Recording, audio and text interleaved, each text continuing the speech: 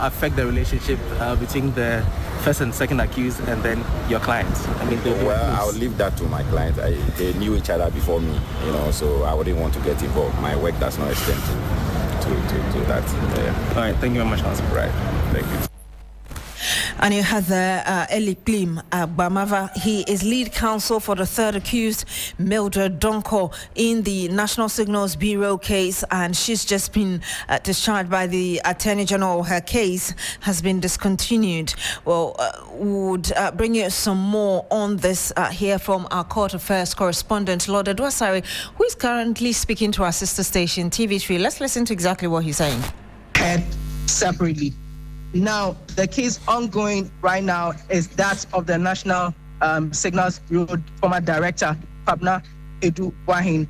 I indicated earlier on that the third accused in the matter, Mildred Donko, she has been discharged. But before that could even take place, you recall that at the last agenda, the court was set to make its ruling on an application to stay proceedings by lawyers of Kwabena Adu Wahin. Now, what happened was that at the last agendas, Kwabena Adu Wahin's lawyers, led by lawyer Atachia, filed an application for the prosecution to disclose certain documents that they described as exculpatory.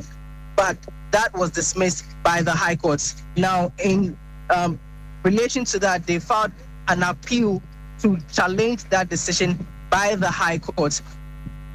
And once that has not been heard, they filed application to stay proceedings, for which reason we're here in court today, and that was dismissed as the first business of the day, for which reason the hearing continued.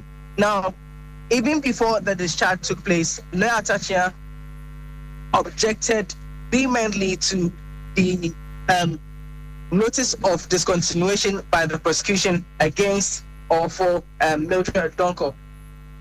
His argument was that the prosecution, led by the Deputy Attorney General, Dr. Justice Shremsai, should have, as they were, filed a motion and not just filed a notice of discontinuation, indicating that because of the manner in which they are described Mildred Donko, they couldn't just come and make an oral application to say we are discontinuing the case. They should have filed a motion, for which reason the court would have granted, and then they can file the witness statement for her. Now, the judge in the matter, Justice Nyidu Nyante, he indicated that he actually saw that notice of discontinuation, dropping all the charges against Mildred yesterday on social media, even before he came to court today. So he had somewhat an idea about what to expect today.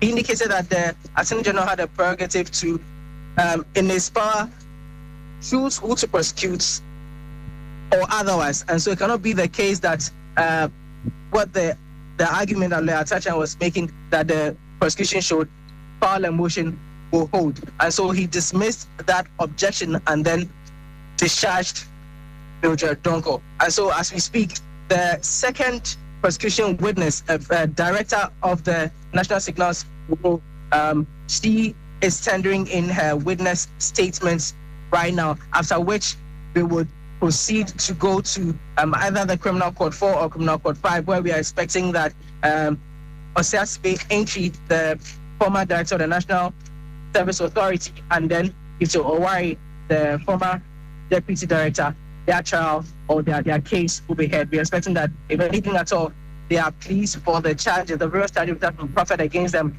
will be heard, and then we take it on from there. Kemini. Oh, very well, Lord. We'll leave it here for now. Thank you.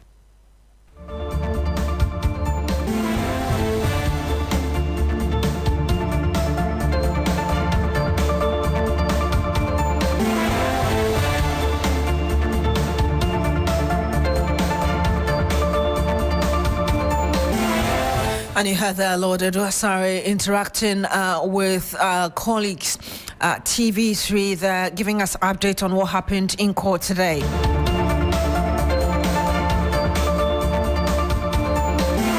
Remember that Mr. Adu Wahin and his spouse are facing multiple charges, including dishonestly appropriating public funds, willfully causing financial loss of some 49 million cedis to the state, money laundering, and conspiracy to commit money laundering.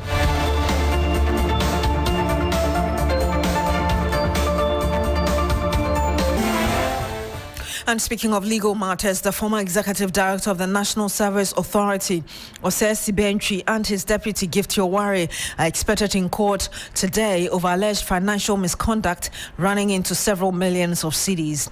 Mr. Sibe Entry faces 14 charges, including causing financial loss, stealing and money laundering. Prosecutors say he approved payment to over 60,000 ghost service personnel, causing huge losses between 2021 and 2025. His deputy, Gift Yoware, is accused of misappropriating about 38 million cedis and diverting 31 million cedis from a loan facility for service personnel into her private company, Blocks of Life Consult.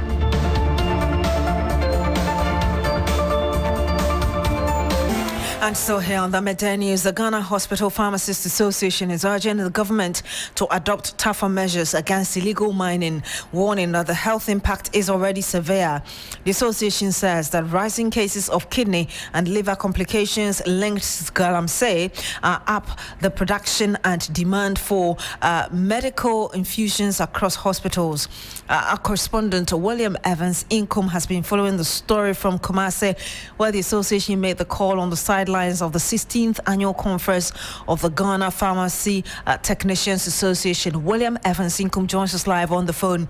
William, if you can tell us exactly what the association is saying about the link between illegal mining and the surge in kidney and liver cases. Well, so Dr. Emmanuel Osuyafe has said that there's a surge in cases of kidney and liver reported cases, especially from mining communities, and he has attributed the surge in the cases, which of course it also has also said has caused some level of a spike in infusion to illegal mining, claiming that this particular development is worrying. Beatrice. But how are hospital pharmacists coping with increased demand for infusions and related treatments? Well, so he specifically will not tell us how they are containing the kind of situation. But from his posture, you could see or you could deduce that they are overwhelmed, because he's also asking government to be swift in coming out with a decisive measure in containing the illegal mining menace, which is. And then if you can tell us the specific action or intervention they're asking the government to take? Well, so he used the word decisive and the need for the government to be strict. But if you are to do some level of extension, then it looks like they are also drumming home that there should be some level of emergency declared as far as the current situation in the country is concerned. Beatrice. Thank you very much, William Evans Income, following the Hospital Pharmacists Association. But let's hear the chairman of the association and exactly what he said. The issue of galamsey is a menace to the pharmaceutical sector, and I think as we did indicate from our annual general meeting, we are actually having threat to pharmaceutical production, particularly pertaining to the production of infusions. A number of patients now are being reported with increased issues with their kidneys and then with their livers, and it is a menace to the whole population. And that is why we, as the Pharmaceutical Society of Ghana, and then the government and hospital pharmacists alike, are calling for swift, decisive action from government. I think we've reiterated severally about the health effects of galamsey. So the decision should be something decisive, and I think we want a more drastic approach. And you heard that the chairman of the Ghana Hospital Pharmacists Association. Earlier you heard our correspondent William Evans Income. Stay with us.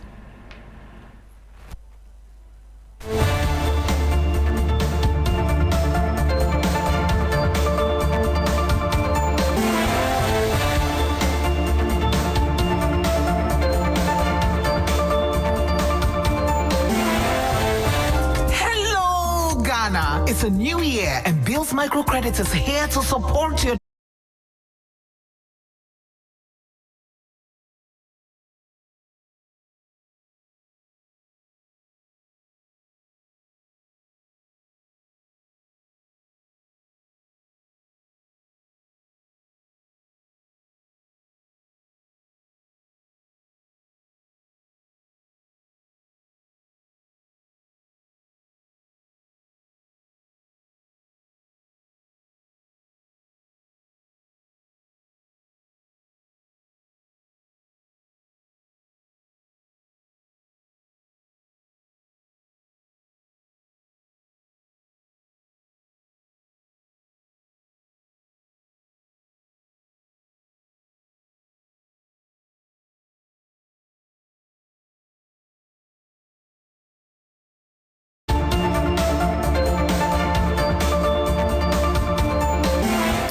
And you're still here on the Midday News on 3FM 92.7. Thank you very much for staying. Now, online ride-hailing drivers in the Ashanti region are issuing a warning to service providers and authorities, threatening to withdraw their services in a widespread strike if urgent action is not taken to address increasing security concerns and the burden of high commissions.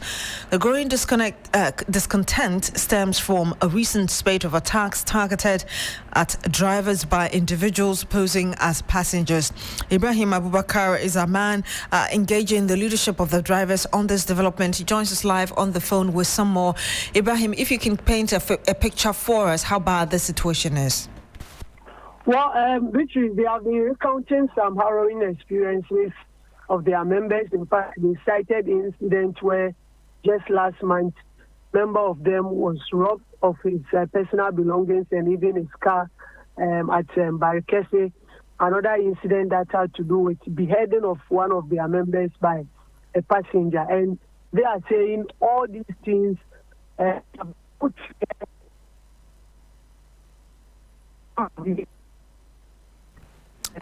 Ibrahim, I'm sorry, we're losing you. If you would kindly reposition yourself so we're able to hear you clearly. Is it better now? Excellent. Please go ahead. Okay, so like I said, the leadership have been recounting some harrowing experience that their members have been involved in. They cited one incident that happened just last month at Barikese, where a driver was robbed of his personal belongings and his vehicle by passengers. Another incident that occurred at somewhere around Kuntanase, where a driver was beheaded by some passengers. And they said all these incidents have been putting a lot of fear in them. And they are arguing that the current safety features on the app are insufficient, calling for more robust identity verification by members. Because they are saying that when they are logging in, the passenger is able to see their details, their pictures, everything. But they are unable to see the details of the passenger.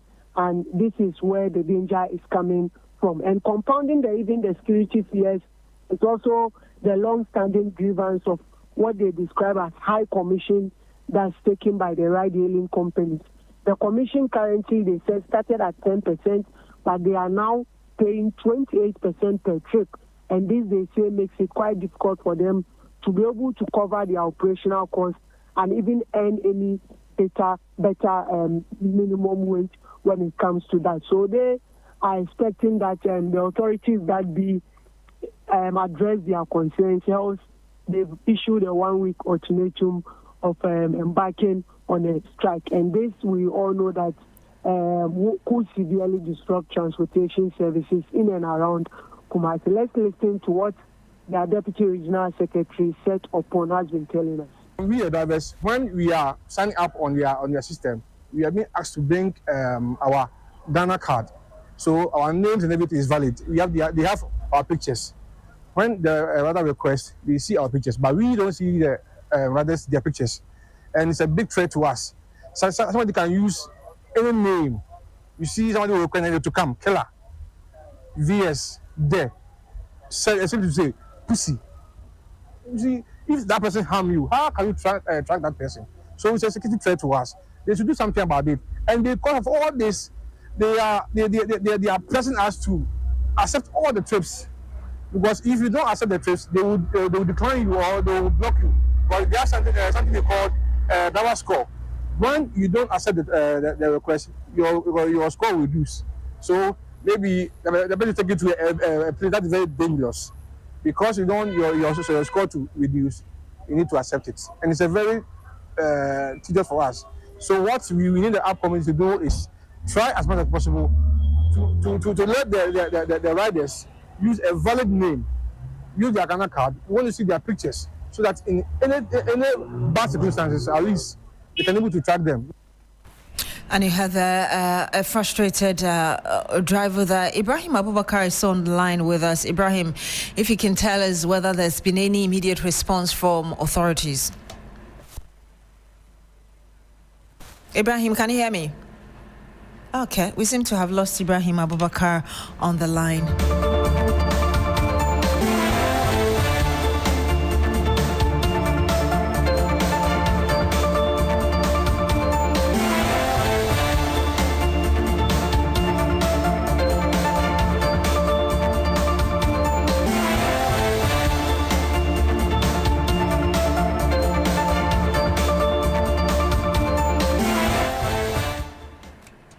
Now, the city is on a bullish run, selling now at 10 cedis 69 pesos to $1. The city has appreciated in rapid fashion, having started the week selling at 12.10 to the dollar. The development, according to some experts, could prove counterproductive for exporters as the swift changes hampers revenue. Let's engage Dr. Julius Nanojima, who is the Executive Director, Center for Policy and Economic Analysis. Doc, good afternoon to you. Thank you so much for joining us. Good afternoon. Thank you for having me, Beatrice. Are you able to tell us what's driving the sudden surge in the value of the city? Yes, I think this now is a common knowledge, and since we've been monitoring the economy, it's something that is expected to be happening at this particular time. Okay, but others are saying that it's because the city has now dropped from 12 to 10 per the dollar because of the tranche from the IMF. So it's just based on demand and supply principle that we are aware of. So anytime there's more dollars in the system, definitely to meet, demand, it means that, yes, the pressure on the currency, which is the dollar, will definitely go down. And when that happens, we see an appreciation of our city. Looking at how the entire economic policy, the direction of the finance minister has been, is to really look at prudent fiscal and monetary policy and also fiscal consolidation from the beginning of the year till now, tightening up, our public purse, and then also controlling spending and expenditure. And then now you are getting more inflows of dollars, supported by, a surge also in your good export. Clearly, you should expect what we are, witnessing in terms of the exchange gain appreciation that we are getting with our city currently. What could this rapid appreciation or how could this affect exporters and businesses that rely on foreign trade at this time? Well, I think it would be a good news for them, most importantly when we are approaching December. If we recall a little about maybe last month or two, beginning of, ending of September, and then entering into October, we realized that the currency was, depreciating in terms of the city. That happens that local importers or businessmen and women were now sending in their, purchase orders overseas and then trying to order more items for the Christmas festivities. And then, when that happens, clearly the pressure on the dollar increases. So that is the time that we witness the depreciation of our currency. Fast forward till now, we've all seen what gold or what cocoa used to do for our currency. Currently, gold is doing that for us. And then also, just with the ended review of the IMF fifth review or so, clearly the markets, the speculations are favoring, our economy. So this is good news for our importers because they'll have access to, the supply of the dollars. And then to meet demand currently when we are approaching December, that is the Christmas festivities. And let's also not forget that it's even expected to go down more because of, influx of people that will be moving from, all kinds of different countries into Ghana as well as part of the Christmas festivities. So I think it's very simple knowledge that importers can now have a relief during this time. And then also it's good for the business environment since it's also going to affect our price control levels. We are also expecting more decreases in price of goods and services, especially food. As it's been reported by the Ghana Statistical Service that food inflation is really coming down. So clearly, these are things that we need to take advantage of and then move into, like I always say, these are short-term measures. We want to see more medium to long-term measures that we can keep the sustainability running for us as a country going forward. Indeed, and that's where I was coming to because importers may be happy, but I'm not too sure of exporters. What kind of measures would you expect, and like you rightly said, in the medium to long term to be implemented that would stabilize the situation and make it a win-win for all at least? Certainly, we can see that if I could check all my, boxes, some of the causes that amount to depreciation of our currency, our books are looking good. If you look at even economic data from Bank of Ghana, our trade balances are showing in, surpluses for some time now. Bank of Ghana have come out with a lot of compliance and enforcement to control the forex market, and then also make sure that people are not doing things that will affect the forex market. Currently, we have a commodity that is trading for us. Cocoa has been doing that for us for a long time. Government should also have a balance between cocoa and gold, which one we are going to prioritize as a country.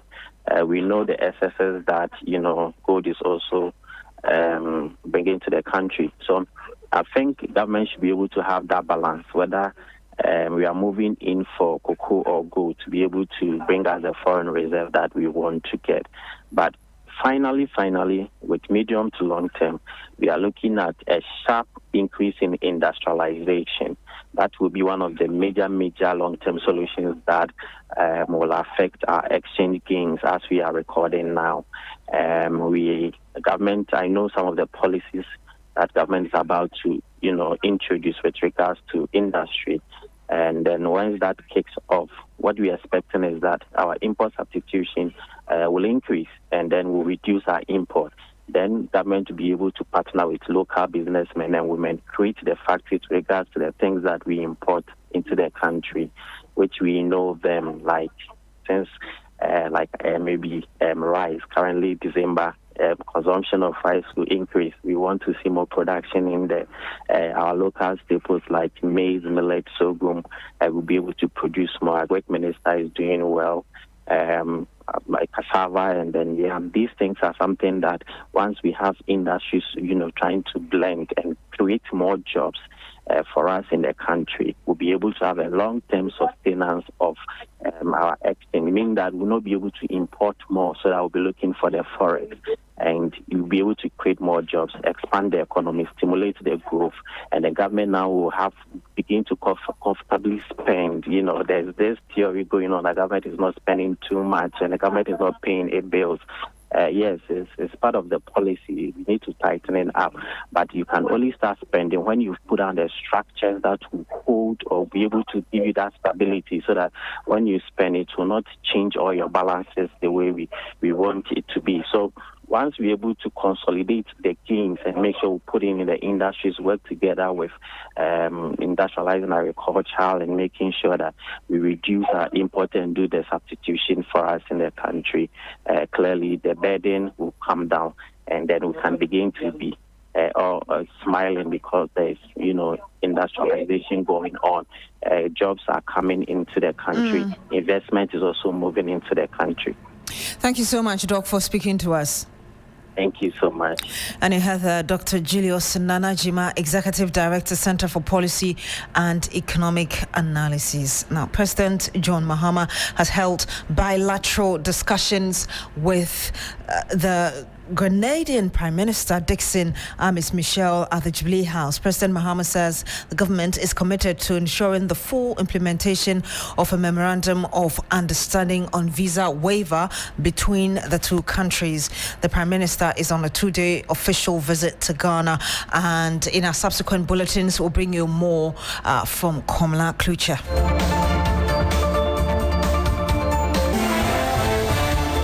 My name is Beatrice Adu. Thank you very much for joining us this afternoon. Log on to srinews.com for more news. Coming up shortly is Business Daily with Michael Adu. Thank you for staying with us.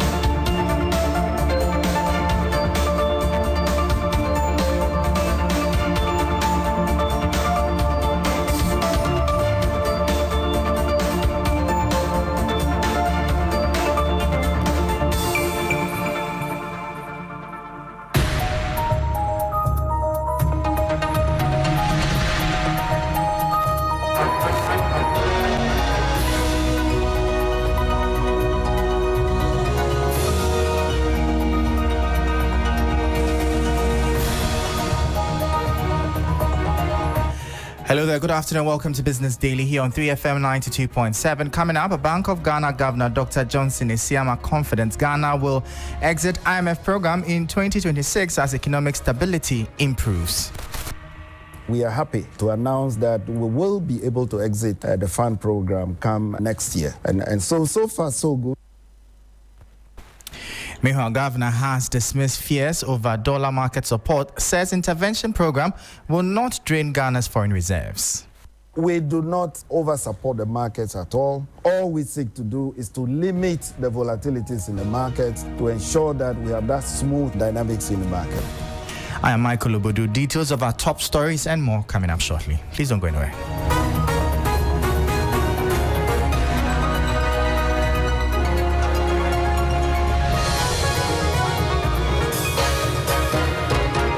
Thank you so much for your time. Straight into our top story now. And Governor of the Bank of Ghana, Dr. Johnson Isiama, is confident that Ghana will successfully complete and exit its current program with the International Monetary Fund, IMF, next year. He says the country is already ahead of most of the key targets under the IMF arrangement, adding that recent policy reforms have helped to stabilize the economy. Speaking during an interaction with the IMF's African Department Director, Abebe Selassie, on the sidelines of the annual IMF and World Bank meetings in Washington, D.C., Dr. Isiama said both fiscal and monetary policies have taken tough decisions to restore confidence and growth.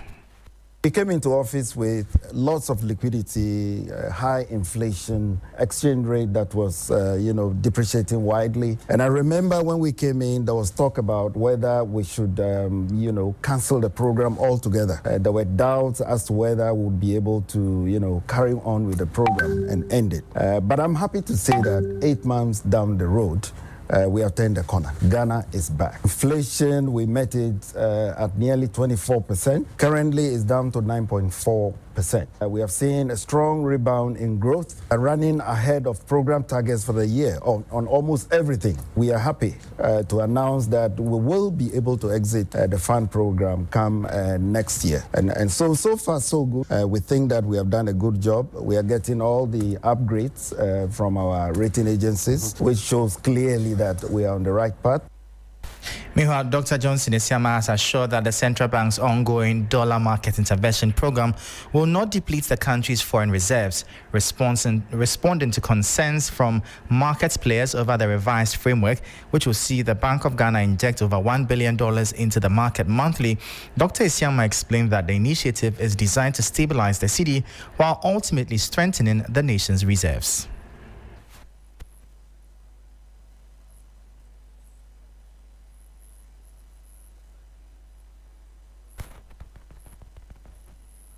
So far as compulsory insurances are concerned, we have the age-old. What we have now is to intermediate what comes from the gold board, and then the rest is taken into our reserves. To give you an example, as at yesterday, we had committed to make available $150 million US. This morning, when I checked, the market had picked up only $90 million. So $60 million automatically goes into our reserves. Same thing, Tuesday, we made available $150 million. The market's picked up less than half of that. So automatically it goes into our reserves. So we do not over-support the markets at all. All we seek to do is to limit the volatilities in the markets to ensure that we have that smooth, dynamics in the market. That was Governor of the Central Bank, Dr. Johnson Isiama, speaking. Now, President of the Insurance Brokers Association of Ghana, Shaibu Ali, has welcomed the Bank of Ghana's call for commercial banks to use local insurance companies for import coverage, describing it as a move that will strengthen domestic liquidity and reduce foreign exchange leakages. Speaking at an interview where he outlined key compulsory insurance products under Ghanaian law, Mr. Ali said the central bank's directive aligns with ongoing efforts to deepen compliance and ensure the businesses operate within the country's regulatory framework. So far as compulsory insurances are concerned, we have the age-old marine insurance, which is compulsory once you are importing goods into Ghana. If those goods are not personal effects, then you are obliged to insure the goods in Ghana. You are not supposed to insure the goods abroad. It means that whatever that you are insuring must be on C&F basis, not CIF basis. The insurance must be taken out locally. Now with Act 1061, They're saying that public liability has become compulsory for any property which has unfettered access to the general public. If I can walk into a building to do whatever I have to do, buy something or go and see someone, it means that that place is a public place and there must be a public liability policy so that when there's an incident, the people who will be injured or dead will be compensated for.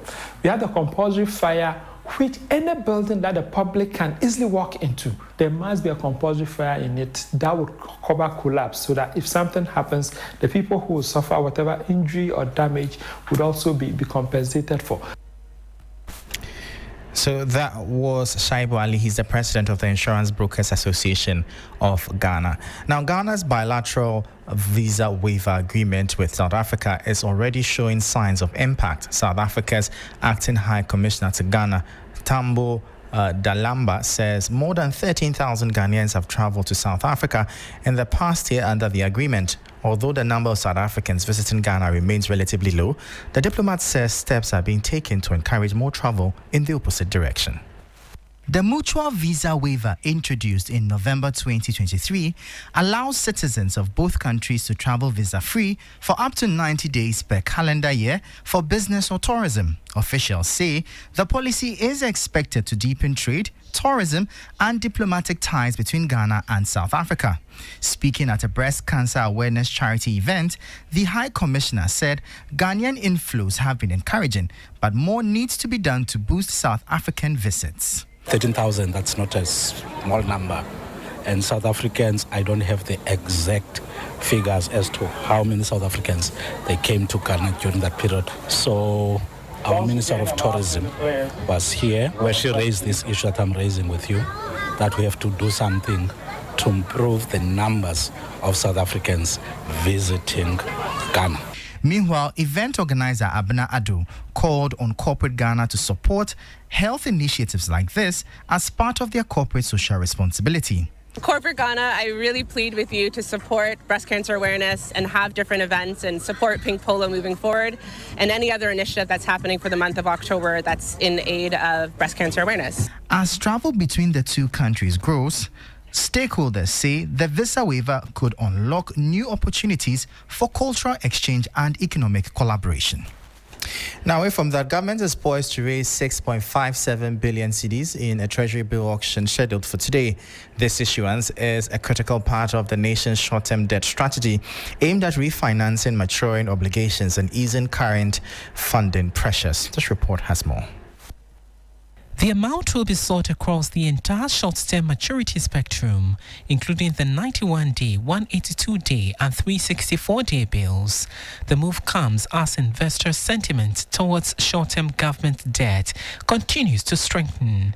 The last Treasury bill auction, held on October 10, 2025, saw significant market participation, being oversubscribed by 6.33 billion cedis.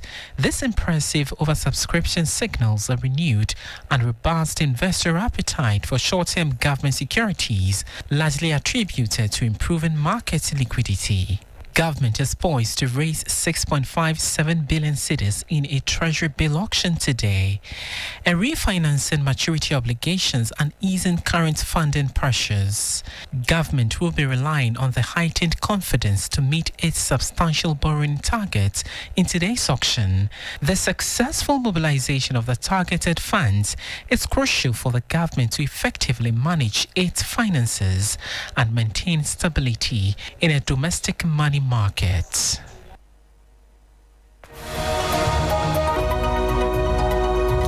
And that was a 3 Business News Desk report, bringing an end to Business Daily here on 3FM 92.7. For more business stories, please visit our website. It's 3news.com/business. I am Michael Obudu. Thank you for listening. As always, please stay safe.